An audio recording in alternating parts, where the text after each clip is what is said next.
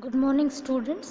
Last લેક્ચરમાં આપણે article 6.6 the Sommerfeld model the Sommerfeld theory of electric conduction in metals continue કરતા હતા and we had reached till equation 141 which was that electric current density along negative x direction is given by Jx is equal to minus 2e by h cube integration over f0 plus e ex tau by del f by del px vx into dpx dpy dpz. But f0 is the equilibrium distribution. f0 શું છે તમને ખબર છે? f0 is nothing but equilibrium distribution. હવે equilibrium સ્ટેટમાં ક્યારે current flow ન કરે. ઇક્વિલિબ્રિયમ સ્ટેટ એટલે માં ક્યારે કરંટ ફ્લો ન કરે. So at equilibrium distribution no current flows. તો ઇક્વિલિબ્રિયમ ડિસ્ટ્રીબ્યુશન વખતે કોઈ કરંટ જ ફ્લો ન કરતું હોય તો કરંટ ડેન્સિટીની ઇક્વેશનમાં f0નો તો કોઈ રોલ જ નથી. Hence we can drop f0 term from the above equation. એટલે આ ઉપરની આ જે ઇક્વેશન છે એમાંથી f0 ટર્મને આપણે ડ્રોપ કરી દઈએ, કાઢી નાખીએ. તો આ ઇક્વેશન 141માંથી f0 ટર્મ કાઢી નાખો તો શું બચે? Jx is equal to minus 2e by h cube minus 2e by h cube into ex ને પણ તમે અહીંયા લઈ આવો બહાર, ઇન્ટિગ્રલની બહાર. તો minus 2e square by h cube into ex integration of tau del f by del px vx dpx dpy dpz. આ છે તમારી કરંટ ડેન્સિટીની ઇક્વેશન. એને તમે ઇક્વેશન 142 નામ આપો. કંઈ ન કરો, ખાલી આ ઇક્વેશનમાં f0ને કાઢી નાખો, f0 ડ્રોપ કરી નાખો, ડ્રોપ f0. તો તમારી ઇક્વેશન 141માંથી f0 ડ્રોપ કરશો તો તમારી આવી કંઈક ઇક્વેશન આવશે. The volume element dpx dpy dpz equals the volume of thin spherical shell in the momentum space between p and p plus dp. p and p plus dp જે વચ્ચે એક જે થિન સ્ફેરિકલ શેલ બને છે ને momentum સ્પેસમાં, એ હશે તમારું dpx dpy dpz. સો dpx dpy dpz શું છે? It is the volume of the thin shell. કયું શેલ? તો આ જે બને છે ને, આ જો બે સ્ફિયર છે, એક પી પ્લસ ડીપી, આ પીનો સ્ફિયર છે અને આ સ્ફિયર છે પી પ્લસ ડીપીવાળા રેડિયસનો. તો એ બે સ્ફિયર વચ્ચે આ જે પતલું શેલ બને છે ને, આ શેલનો volume, the volume of this shell is nothing but dpx dpy dz. તો હવે આ શેલનો વોલ્યુમ છે કેટલું? આ શેલનું વોલ્યુમ છે 4πp² dp. હવે આ તમને ડાયરેક્ટલી આપેલું છે કે વોલ્યુમ આટલું છે, પણ આપણે વોલ્યુમને કેલ્ક્યુલેટ કરીએ mathematically. Volume of thin shell, આ શેલનું વોલ્યુમ કેટલું હશે? તો volume of outer shell p plus dp રેડિયસવાળું minus volume of inner spheres, volume of outer sphere જેની રેડિયસ છે p પ્લસ ડીપી અને વોલ્યુમ ઓફ ઇનર સ્ફિયર જેનો વોલ્યુમ છે p. તો વોલ્યુમ ઓફ સ્ફિયર તમને ખબર છે 4π રેડિયસનો ક્યુબ. તો આઉટર સ્ફિયરનો રેડિયસ શું છે? p plus dp. તો આઉટર સ્ફિયરનો વોલ્યુમ શું હશે? 4/3π p પ્લસ ડીપીનો cube minus volume of inner સ્ફિયરનો રેડિયસ શું છે? p. વોલ્યુમ શું હશે? 4/3π p ક્યુબ. હવે 4/3π કોમન છે, એને બારે કાઢો અને બચશે શું? p પ્લસ ડીપીનો તમે p પ્લસ ડીપીનો હોલ ક્યુબનો તમે આગળ બ્રેકેટ ખોલો તો p cube plus 3p² DP plus 3dp² p plus DP cube minus p². Okay, હવે આ પી ક્યુબ અને પી ક્યુબ કેન્સલ થશે બ્રેકેટમાંથી. પછી હવે તમે એમ જુઓ કે ડીપી બહુ નાની છે. DP is a very small, એટલે બહુ જ નાનકડો છે ડીપી. તો ડીપી સ્ક્વેર અને ડીપી ક્યુબ એનાથી પણ ઘણા નાના હશે.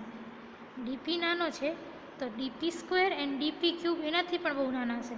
ધારો કે ડીપી તમારો 0.1 છે, જસ્ટ ફોર એક્ઝામ્પલ, તો ડીપી સ્ક્વેર કેટલો હશે?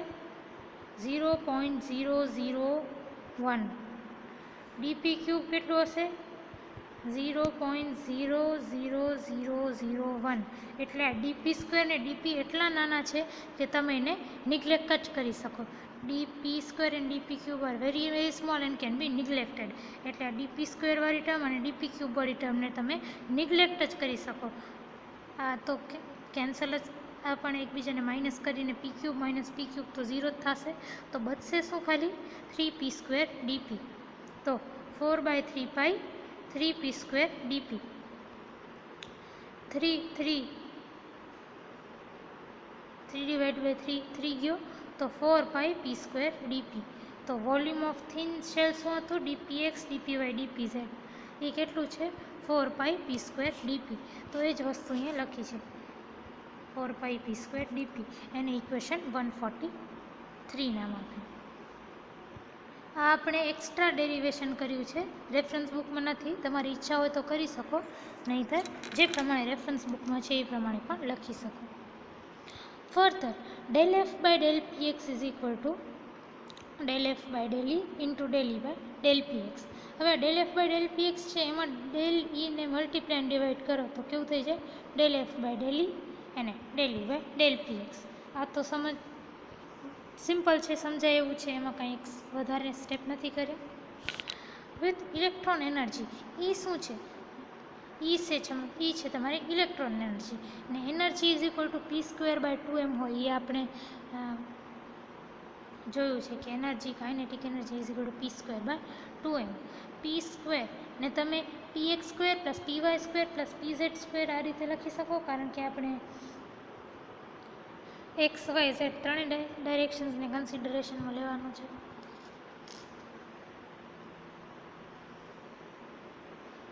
હવે E is equal to px square plus py square by 2m.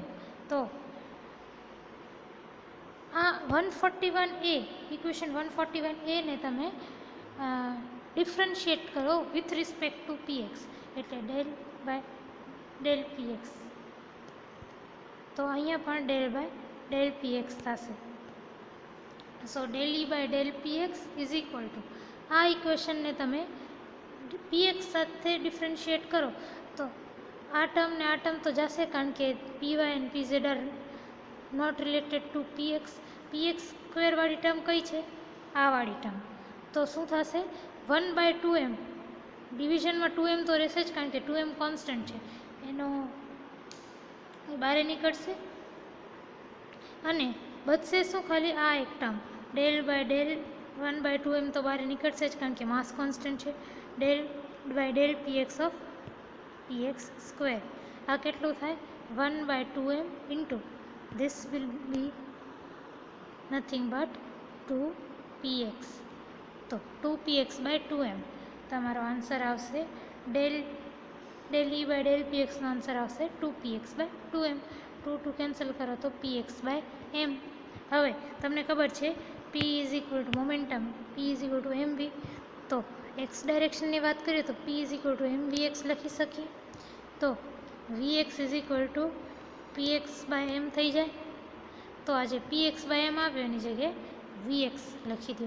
તો ડેલ e by del px is equal to vx. અહીંયા જો ઇક્વેશન 144માં ડેલ e બાય ડેલ pxની જગ્યાએ તમે vx સબસ્ટિટ્યૂટ કરી શકો. So putting equation 145 in equation 144, એટલે કે આ ડેલ e બાય ડેલ pxની જગ્યાએ vx પુટ કરી દો. del f by del px is equal to del f by del e into vx. That's your equation 146.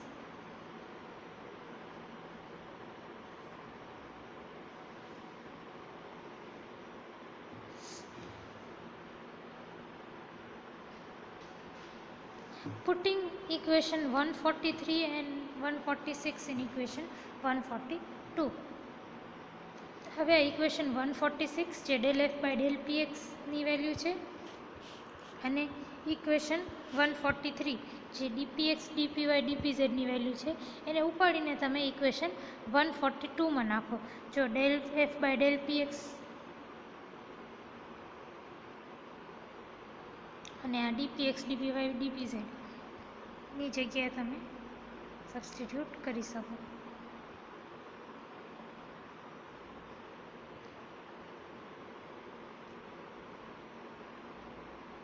તો તમારી ઇક્વેશન 142 શું છે પહેલાં તો એ જુઓ. ઇક્વેશન 142 આ જે છે એને તમે ફરીથી લખી દો. પહેલાં તો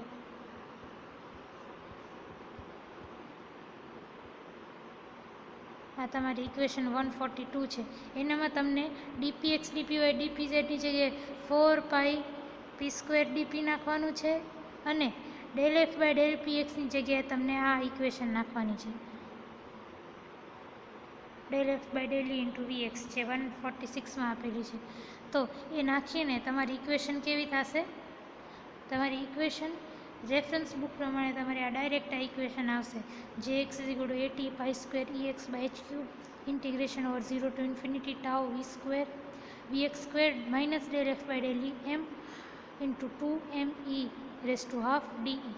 આ તમારી ઇક્વેશન આવશે.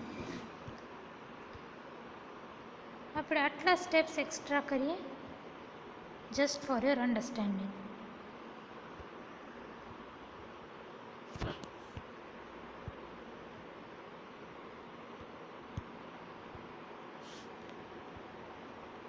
ડીપીએક્સ ડીપીવાય ડીપીઝેડની જગ્યાએ જેવી રીતે મેં તમને કીધું 4 પી સ્ક્વેર ડીપી પુટ કરી દો, અને del f by del p એક્સની જગ્યાએ del f by del E into v x put કરી દો, જે તમારી આ ઇક્વેશન્સ છે.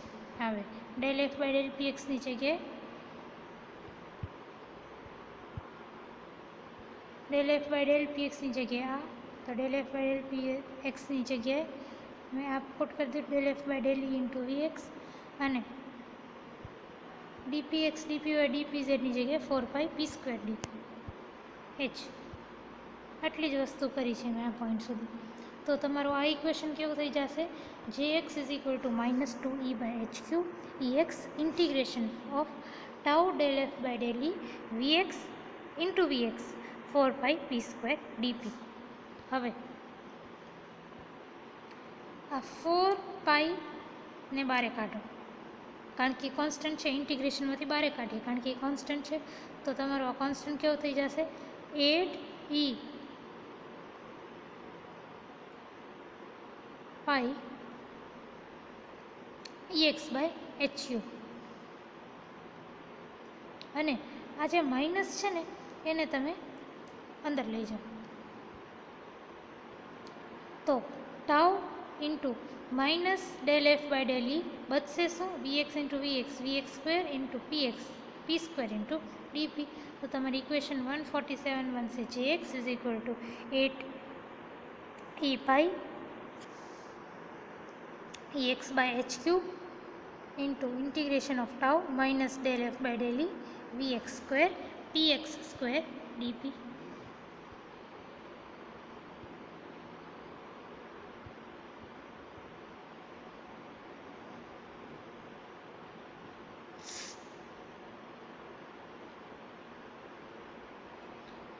હવે E is equal to p square by 2m તો છે જ, આપણે ખબર છે kinetic energy is equal to p square by 2m. હવે p square is equal to 2m e થાય. અગર ઈ 2m ને તમે આ બાજુ લઈ આવો તો પી is equal two under root of 2m e થાય. એ જ વસ્તુ મેં લખી છે, પી is equal two under root of 2m. હવે આ ઇક્વેશનને તમે ડિફરન્શિએટ કરો તો શું બને? Dp is equal to p is equal to 2m raise to half and e raise to half. તો dp is equal to 2m raise to half constant છે, એ તો એમને એમ રહેશે, એનું કાંઈ ડિફરન્શિએશન નહીં થાય. આ ઈ રેસ ટુ હાફનો તમે ડિફરન્શિએટ કરો તો શું આવે? હાફ ઈ raise two minus half into D હવે ને મેથેમેટિકલી તો એ જ વસ્તુ લખી છે 2m raise to half into half e raise to minus half d which is equal to આ શું છે આ છે 2 raise to half divided by this 2 which will give you 1 by 2 raise to half થશે ને તો આ શું છે m raise to half divided by 2 raise to half તો આને સિમ્પ્લિફાય કરો તો m by 2 raise to half e raise to minus half is equal to 1 by e raise to half તો e રેઝ ટુ માઇનસ હાફની જગ્યાએ 1 by e raise to half લખ્યું અને d લખ્યું so your d p will be m by 2 raised to half 1 by e raised to half d. Putting the value of p and dp in equation excuse me 147 p square અને dp ની value p square ની value અહીંયાથી મળશે 2me અને dp ની value આપણે find out કરીએ અહીંયા તો આપણે આ ઇક્વેશન કેવી થશે jx is equal to 80 pi square ex by h cube integration of 0 to infinity tau vx square minus del f by del e એટલે આટલું પછી p square ની જગ્યાએ 2me જે અહીંયાથી મળ્યું અને dp ની જગ્યાએ m by 2 raised to half 1 by e raised to half de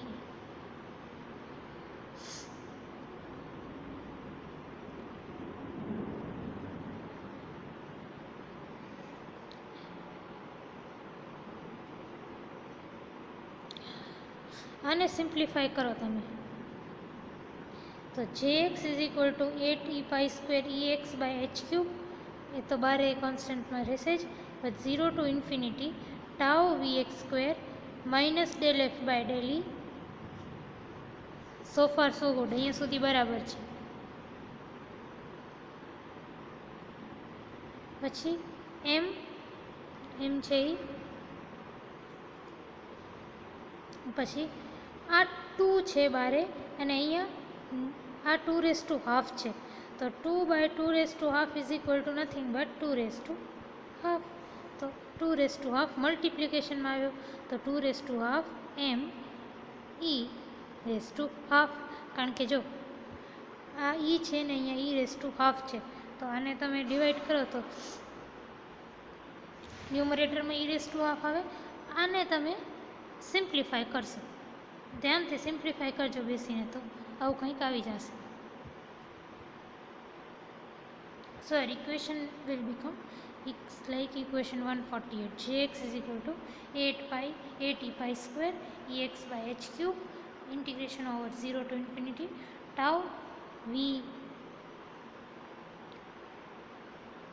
x square minus del f by del e m into 2me raised to half into d that is your equation 148 તમને reference બુકમાં આ equation પછી equation jx પછી directly આ 148 equation આપેલી છે અને તમે ડાયરેક્ટલી લખી શકો છો ઇફ યુ વોન્ટ પણ વચ્ચેના થોડાક સ્ટેપ્સ કરાવ્યા છે તમને વચ્ચેના સ્ટેપ્સ લખવો હોય તમારી અન્ડરસ્ટેન્ડિંગ માટે તો તમારી ઈચ્છા છે ન લખવો હોય તો પણ તમારી ઈચ્છા છે અને ન લખવો હોય ને રેફરન્સ બુક પ્રમાણે લખવો હોય તો પણ તમારી ઈચ્છા છે